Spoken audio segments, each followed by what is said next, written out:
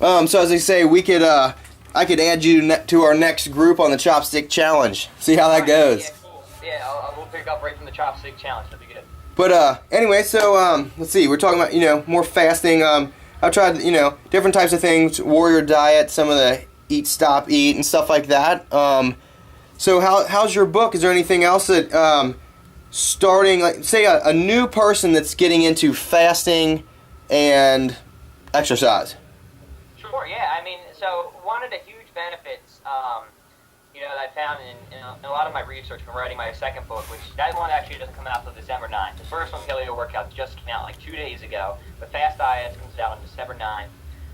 Is one of the most miraculous things you can do is combine short, intense exercise with some sort of short, or even elongated fast. So the analogy I like to use is fasting and exercise is sort of like coffee and cigarettes. They actually increase the effects of each other.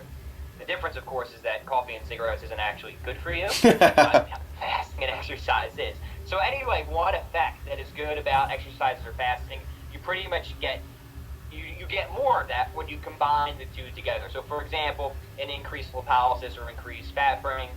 For example, the potential to gain more lean muscle mass. What I mean about that is when you combine fasting and exercise together, you get improved insulin sensitivity. Yeah. And you also further suppress mTOR, the muscle building gene, and the further that's suppressed, the more potential it has to build lean muscle mass. And fasting and exercise really helps to suppress that more.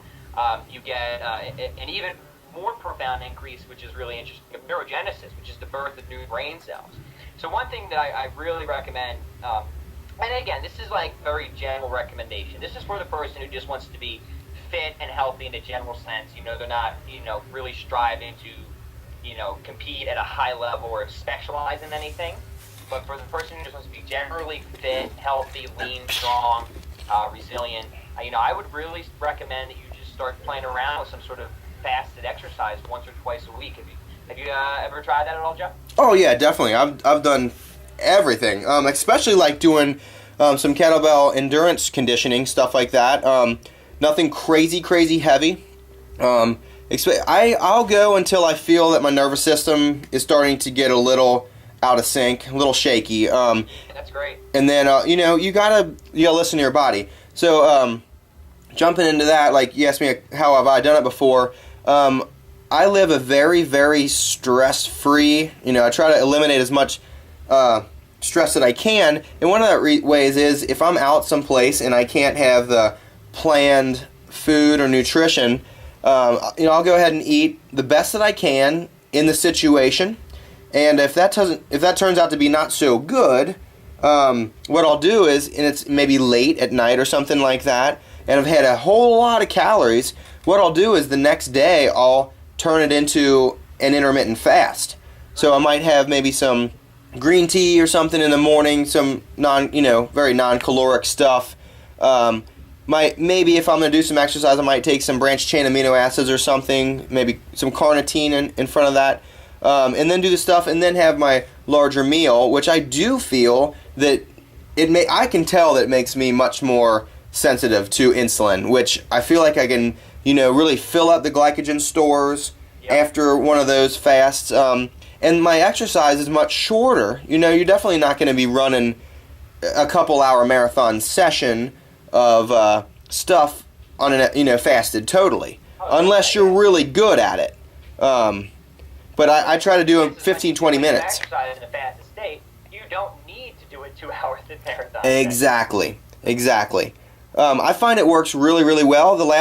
Some of the last bodybuilding competitions I did a lot of fasted walking cardio. I'd literally walk my dogs and give them a treat for about 45 minutes every morning. We'd get out and go, and it worked really, really well without having to do a whole lot of extra hard, stressful cardio. It's amazing how amazing brisk walking is, isn't it? Oh yeah, and my dogs loved it. You're walking with another being, and you're enjoying the wherever you're at, and in nature. We'd go hikes and stuff, and just investigate new parts of the town, and get back and go to work, and then I'd have my meals, and that was people's like, oh, that's crazy. Why would you do that? You're going to suffer. You're going to be catabolic for an hour and 15 minutes. I'm like, oh, come on. Get the hell out of here. Yeah. I mean, so so a lot of people, they're like low intensity, steady state is popular in some of the bodybuilding stuff. So that's basically what it was. It was just fasted cardio. You weren't waking up. You weren't having your whatever super way and then having all this stuff and then going to do more cardio where you just burn that off. So it worked really well for me. Some people it didn't, but it really did work well for me. And that's I think it's one of the best strategies anybody can do. And again, like you said, it's an incredible fat loss strategy because brisk walking, it burns a ton of fat. Yeah. Basically almost no muscle.